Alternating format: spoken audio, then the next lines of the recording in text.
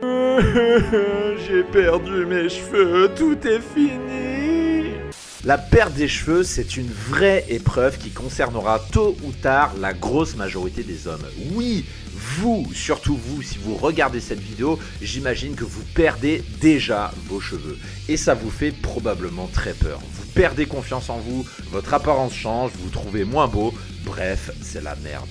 Pourtant, comme Benoît ou Dominique que vous voyez ici, qui sont deux clients à moi, une perte de cheveux, ça peut littéralement décupler votre virilité. C'est contre-intuitif, mais dans cette vidéo, avec mes lunettes de coach en séduction, je vais vous expliquer quel est l'impact réel de la perte de cheveux sur vos capacités à séduire une femme, et 2, ce que vous pouvez faire. Et pour cela, je m'appuierai beaucoup sur l'expérience de mes clients chauves que j'ai l'habitude d'accompagner en coaching. Mais avant de commencer, présentons-nous. Je m'appelle Mike, alias l'ancien timide devenu séducteur, coach et expert en site de rencontre avec mon équipe sur dragueurdeparis.com, qui est un site 100% anonyme destiné aux hommes qui veulent prendre le contrôle de leur célibat.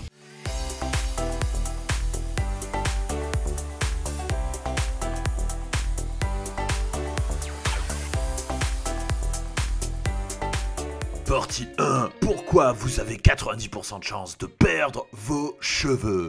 Mais comment ça on perd des cheveux? Regardez Manuel Valls, il a tous ses cheveux. Comment ça se fait qu'on perd ses cheveux? Mais qu'est-ce que c'est? Qu'est-ce que c'est que ce bordel? Pourquoi Jude Law, star renommé, beau gosse ultime de la planète, perd-il ses cheveux? On peut s'en étonner, on peut se demander s'il n'a pas une maladie, s'il lui est pas arrivé quelque chose. Pourtant, c'est quelque chose qui va vous arriver. Vous avez 90% de chances que ça arrive, comme on l'a vu juste avant. Mais d'où vient cette perte de cheveux? Ça provient tout simplement d'une hormone, pour la faire court, parce qu'on n'en a rien à foutre de rentrer dans les détails de la biologie. Rappelez-vous juste que c'est une putain d'hormone qui s'appelle la DHT. Je sais même pas ce que ça veut dire. C'est une dérivée de la testostérone, et en fait c'est une hormone de merde qui attaque vos cheveux et qui en fait détruit vos cheveux avec le temps. Et le truc, c'est que la sensibilité de votre cuir chevelu, donc de ce que vous avez sur la tête, face à cette putain d'hormone qui est la DHT, c'est ça en fait qui détermine si vos cheveux vont tomber tôt ou tard. Et on va éliminer tout de suite les idées reçues qu'on peut avoir sur le sujet. C'est-à-dire que la chute des cheveux, finalement, ce n'est pas provoqué par la fréquence de votre shampoing sans le S, putain de faute d'orthographe de merde. C'est pas parce que vous nettoyez les cheveux tous les jours que vos cheveux vont tomber plus fréquemment que si vous les nettoyez une fois toutes les 2 semaines. Ça n'a juste rien à voir. Ce n'est pas non plus votre régime alimentaire, puisque ce que vous mangez ne va pas sensiblement, drastiquement influencer votre sensibilité à la DHT. Ce n'est pas non plus les gels, les cires, les lacs, même si vos parents vous diront le contraire, même si ce sont évidemment des produits constitués de polluants, ce ne sont pas ces polluants qui font tomber votre cheveu, c'est cette putain de DHT qu'on a vu juste avant. Donc ce n'est ni votre régime alimentaire, ni gel, ni cire, ni lac, et ni non plus la pollution. C'est pas parce que vous habitez dans une grande ville que vous êtes condamné à perdre vos cheveux, comparativement à quelqu'un qui habiterait en campagne par exemple. Et ça va vous rassurer, ce n'est pas non plus la branlette. Avouez, messieurs, vous y avez pensé. Ah, ben oui, on est entre hommes. Avouez que vous y avez pensé. Non, le porno n'y est pour rien. Vous pouvez continuer à vous branler. Ça n'a aucune incidence sur votre probabilité de perdre vos cheveux. Tout simplement parce que la réponse, elle est génétique à 90%. Et tout ce qu'on vient de voir juste avant ne va influer qu'avec un très très faible facteur qu'on peut quantifier à 10% de façon arbitraire. Et la preuve, regardez autour de vous. Pourquoi, à votre avis, les SDF que vous croisez dans la rue, et ils sont nombreux, surtout à Paris, pourquoi il y en a beaucoup qui ont conservé une magnifique chevelure, voire même qui ont plus de cheveux que vous? C'est pas impossible. Et ben c'est tout simplement pour cette raison, parce qu'ils sont moins sensibles à la DHT que vous, puisque voilà le coupable, le salaud, l'enfoiré, le responsable de votre perte de cheveux qui est déjà programmé, au niveau ADN, puisque vous avez tous reconnu la symbologie, je sais même pas pourquoi on la dessine comme ça, qui est l'ADN, et c'est tout simplement dans votre ADN. Alors maintenant, comment savoir où vous en êtes dans votre évolution de perte de cheveux, eh bien, sachez qu'elle est parfaitement prédictible et qu'elle suit ce schéma qu'on appelle tout simplement l'échelle Norwood. C'est un petit peu un délire, un fantasme d'ingénieurs, des mecs qui se sont posés autour d'une table et qui se sont dit « Ah bah tiens, on va rendre prédictible la perte de cheveux en analysant des centaines de cas, en identifiant les dénominateurs communs et voici ce que ça donne. » Donc vous êtes capable de vous situer là-dessus et j'en profite pour vous dire où personnellement j'en suis, puisque je sais que ça va vous intéresser. Personnellement, j'en suis là, je suis au stade numéro 3. J'ai des gros trous ici sur le côté. Si vous avez fait un coaching avec moi, vous avez pu voir stade où j'en suis. Donc j'en suis là et je suis probablement pas très loin du stade 4. Ça ne saurait tarder. Voilà où en est votre coach préféré. Et si vous prenez un coaching avec moi, vous aurez l'occasion de vous en rendre compte. Autre fait, et ça c'est une injustice en 2020, au moment où j'enregistre cette vidéo, mais c'est la réalité, c'est que la calvitie touche quasi exclusivement les hommes.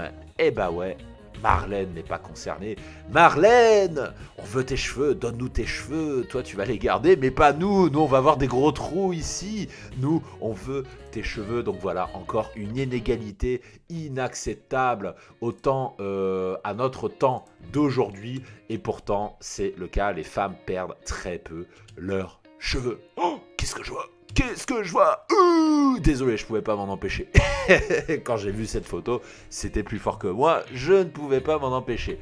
Partie 2, quel impact sur la séduction de la perte de cheveux? Alors déjà, une chose super importante, n'écoutez surtout pas les innombrables chanceux qui ne sont pas concernés, c'est-à-dire tous ceux qui ont tous leurs cheveux et qui se permettent de vous donner la leçon, qui se permettent de vous dire « Ah mais non, mais c'est pas grave, si tu perds tes cheveux, c'est pas important !» Non, une perte de cheveux, c'est important. Et pourquoi? Parce qu'une perte de cheveux modifie totalement votre apparence. Regardez ici, avec cette personne, je ne sais plus comment elle s'appelle, mais vous pouvez voir que entre une apparence avec et sans cheveux, que ça n'a juste rien à voir, que l'image est totalement transformée. Donc n'écoutez pas ces petits merdeux avec leurs cheveux qui vont foutre la morale, qui vous font croire que perdre ses cheveux n'a aucun impact. Je suis le premier à le dire. Perdre ses cheveux a un impact important sur votre apparence. Et le problème, c'est que malheureusement, ce sont toujours ceux qui ont des cheveux qui vous diront que c'est pas important. Et ben oui, et ce sont aussi en général les plus nombreux, donc c'est pour ça qu'on entend souvent ce son de cloche comme quoi c'est pas important. Parce que l'impact d'une chute de cheveux, il peut être assez violent chez un homme. En général, ça engendre une perte de confiance en soi, et ça c'est quelque chose que je vois souvent chez mes clients qui ont eu une perte complètement subie, voire même précoce de cheveux. On dénote une grande perte de confiance en soi. L'autre impact, c'est qu'on fait plus vieux, et ça vous pouvez le voir ici avec ce monsieur. Vous pouvez voir que entre la photo de gauche et la photo de droite, avec cheveux, il fait immanquablement, irrémédiablement plus jeune, alors que sans cheveux, eh ben, il fait plus vieux, parce que oui, c'est l'impact d'une chute de cheveux, vous faites plus vieux. Donc la conséquence, vous l'avez compris, c'est que c'est plus difficile de rencontrer des femmes très jeunes. Et ben oui, je ne suis pas ce coach mythomane qui va vous dire le contraire, qui va vous faire « Yeah, nothing is impossible, blablabla ». Je ne vous dirai jamais ça, parce que oui, quand vous perdez vos cheveux, vous faites plus vieux, et celui qui vous dira le contraire est un mytho qui essaie de vous vendre quelque chose. Donc sur ça, ma position est très claire. La chute de cheveux transforme radicalement la perception d'un homme par les femmes, que ce soit notamment au niveau de son âge, mais d'autres choses, puisque votre apparence change radicalement. Et en fonction de l'âge de la demoiselle que vous êtes en train de draguer, la perception sera également différente. Il y a aussi ce facteur à prendre en compte. C'est-à-dire dans le sens où une femme de moins de 30 ans, bah, généralement, elles ne sont pas fans des chauves. C'est assez rare. Et on verra pourquoi plus loin dans cette vidéo. Mais généralement, elles acceptent moins bien. Alors qu'une femme de plus de 30 ans va mieux accepter, va trouver ça plus sexy d'avoir un homme chauve. Et c'est un trait qu'on remarque de façon globale, c'est que plus une femme vieillit, plus une femme avance dans l'âge, et plus elle va apprécier cette caractéristique physique, ce qui n'est pas le cas forcément quand une femme a 18 ans, alors que quand elle a 40 ans, ce sera beaucoup plus apprécié. Parce qu'il faut que vous reteniez que pour une femme jeune, elle est au sommet de son attractivité physique et sexuelle. Elle est au top, elle est tout en haut de la montagne. Il n'y a rien de plus haut que le soleil au-dessus d'elle. Donc forcément, elle percevra un homme au crâne rasé comme quelqu'un de vieux. Et le truc, c'est que les femmes de cette génération, une femme de 18 ans, de 20 ans, va éviter de fréquenter des hommes qu'elle va percevoir comme trop vieux parce que ça va créer un décalage avec sa génération. Et le fait de ne plus avoir de cheveux, on fait beaucoup plus vieux que son âge. Typiquement, si vous avez 22, 23 ans, que vous avez le crâne rasé, c'est pas impossible que vous fassiez la trentaine. Bon, la trentaine, c'est pas très grave. Par contre, si vous avez 30 ans, que vous avez le crâne rasé, peut-être que vous en faites 40. Donc ça veut dire que le décalage risque d'être important. Et c'est ça qu'il faut retenir, c'est que quand on a le crâne chauve, on peut difficilement tricher sur son âge. C'est difficile. Alors que une femme qui est plus âgée, qu'est-ce qui se passe? Le truc, c'est que elle aussi a vieilli, donc elle sera capable d'apprécier à votre juste valeur ce trait physique parce que elle gagne en maturité et surtout elle saura mieux apprécier, mieux appréhender mieux apprécier, je vais y arriver. Elle saura mieux apprécier la virilité globale d'un homme plutôt que sa simple apparence et apparence vestimentaire, puisque ça c'est en général l'unique trait de sélection d'une femme de 18 ans. Et plus une femme prend de l'âge et plus elle va regarder la virilité au sens large. Et surtout, dernière chose, le physique sera jugé comme moins important avec l'âge. Ben oui, je ne dirais pas le contraire. Une femme de 18 ans, le physique c'est ultra important, alors qu'une femme de 35 ans, le physique c'est secondaire. Donc ce qu'il faut retenir, c'est que les règles du jeu, elles changent avec le temps. Plus une femme prend de l'âge et plus les règles du jeu changent. Partie 3, faut-il combattre la calvitie ou bien l'accepter, tout simplement? Parce que soyons clairs, vous n'avez que deux options. Vous n'en avez pas 3, vous n'en avez pas 4, vous n'en avez pas 18 000, vous n'en avez que 2. Et on va voir qu'est-ce que c'est que ces deux options. C'est un petit peu comme le choix dans Matrix avec les deux pilules, finalement. L'option numéro 1, ça va être de l'assumer, tout simplement, d'assumer votre calvitie. Donc qu'est-ce que ça veut dire? Ça veut dire qu'il va falloir adapter votre tenue vestimentaire et votre style à votre perte de cheveux. Il va falloir faire d'autres actions comme également se laisser pousser la barbe. Pour moi, c'est un incontournable quand on est chauve. Il faut laisser pousser la barbe pour éviter l'effet vous n'avez aucun poil sur le crâne. La laisser pousser justement pour combler, pour contrebalancer la perte de cheveux. Et si possible, c'est encore plus important, d'augmenter votre musculature, surtout si vous êtes blanc, parce que si vous êtes très blanc de peau et que vous avez le crâne rasé, vous risquez de faire ce que j'appelle l'effet blanc maigre, qui n'est pas jugé comme hyper attirant chez les femmes. Donc ça, clairement, l'option d'assumer sa calvitie, c'est l'option difficile au début, puisque ça veut dire qu'il faut tout changer, il faut tout transformer, mais par contre, c'est la plus viable sur le long terme.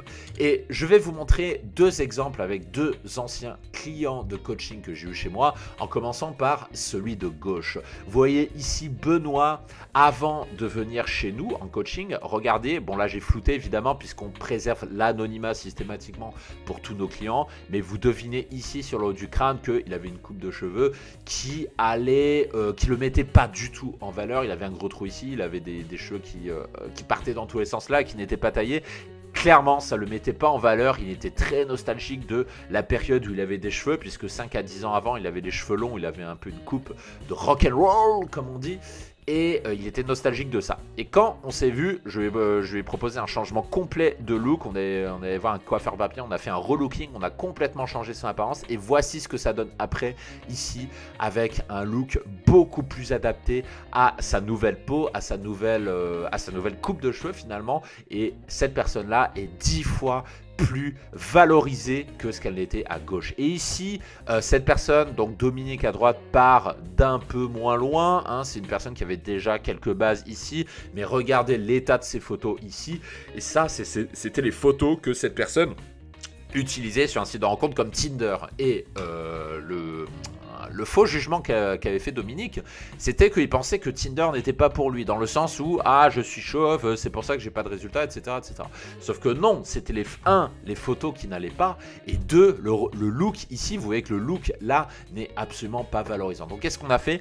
On n'a pas changé la coupe de cheveux puisque la coupe de cheveux était déjà très bien comme elle est. Et cette personne-là, donc Dominique, laissait pousser la barbe, ça allait très bien. Du coup, on a changé complètement son look et vous voyez ici l'étonnante transformation sur la droite. Vous voyez que ça n'a absolument rien à voir. Le charisme, il fait x10 entre les deux photos et vous devinez bien que cette personne est beaucoup plus successful au niveau de ses matchs sur Tinder. Donc, être chauve, ce n'est pas quelque chose qui empêche de matcher sur Tinder.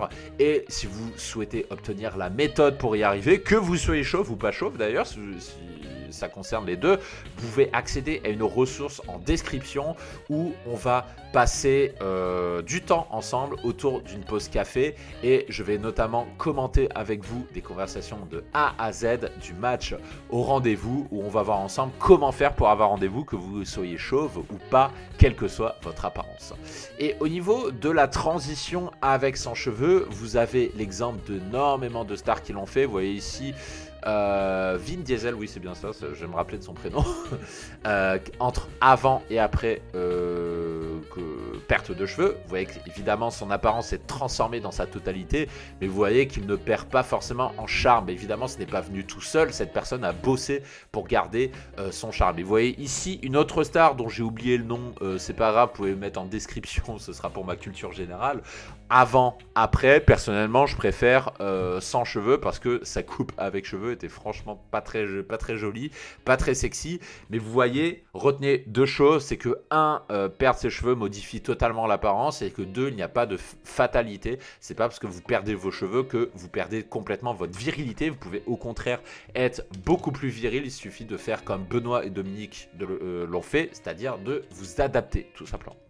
L'option numéro 2, ça va être de combattre votre calvitie. Ça y est, vous sortez la mitraillette, vous dites « Non, je ne veux pas perdre mes cheveux, je veux les garder. » Donc, il faut savoir que quand vous faites ça, vous faites un petit peu le choix du « la vie est trop courte pour vivre avec un complexe ». Donc, plutôt que de faire face au complexe de la perte de cheveux, vous vous dites « je vais empêcher sa survenance, je vais l'empêcher de se produire ».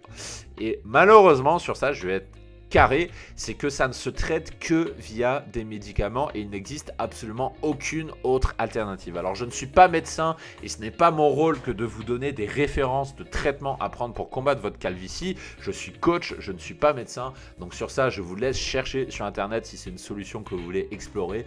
Gardez juste en tête que en faisant ça, vous ne faites que retarder l'inévitable, l'inévitable étant la perte de cheveux qui finira par arriver tôt ou tard, puisque si votre génétique l'a prévu, ça arrivera, tout simplement.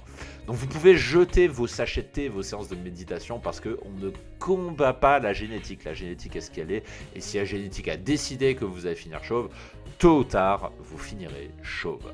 Partie 4, comment assumer sa calvitie, en particulier si elle est précoce. Gardez en tête qu'un look de chauve, ça se construit. Vous avez ici des exemples de personnes plus ou moins connues.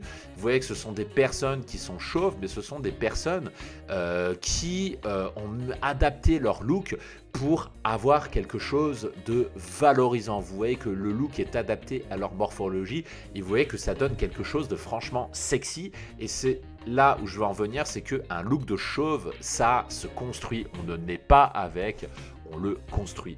Gardez en tête que avoir le crâne chauve, c'est pas une fatalité, c'est pas parce que vous êtes chauve que c'est foutu, que c'est la fin des haricots.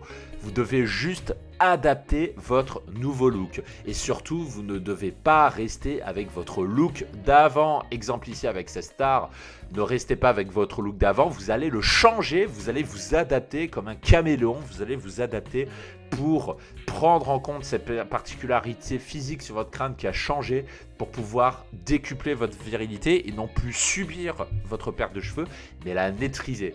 Et enfin, quelque chose de super important, je le vois parmi les gens qui postulent en coaching chez moi, n'utilisez pas d'anciennes photos de vous quand vous aviez des cheveux. Il y a de trop nombreux hommes, et je connais des femmes qui s'en sont plaintes, il y a des femmes qui se plaignent que les hommes utilisent des photos d'eux d'il y a 5 ans, d'il y a 10 ans quand ils avaient des cheveux, et qui ont la surprise quand elles voient ces hommes-là en rendez-vous, et bah elles arrivent, elles font « Oh, bah t'as plus de cheveux? Et ben je peux vous dire que face à cette surprise, c'est pas très apprécié en général. Non pas parce que vous êtes moche, mais tout simplement parce que c'est vu comme un manque flagrant d'honnêteté. Donc s'il vous plaît, adaptez votre look pour ne plus subir votre perte de cheveux. Prenez-la en main et apprenez à maîtriser.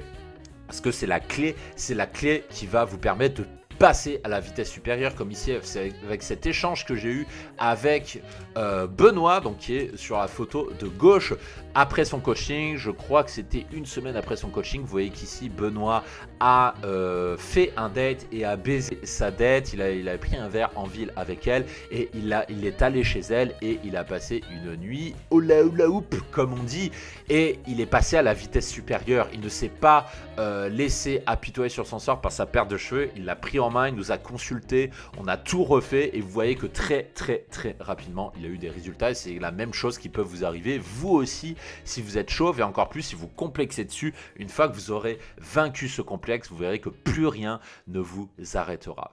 Et pour passer au stade supérieur, je vous renvoie à la ressource que vous trouverez en description de cette vidéo. Je vous mets deux liens. Le premier pour apprendre à construire votre profil sur internet même si vous êtes chauve, et le deuxième pour, on va voir ensemble 3 conversations commentées de A à Z du match au rendez-vous que vous pourrez faire quelle que soit votre apparence, qui vous permettront d'avoir un date le plus rapidement possible. Donc j'aurai le plaisir de vous retrouver tout de suite dans ces ressources autour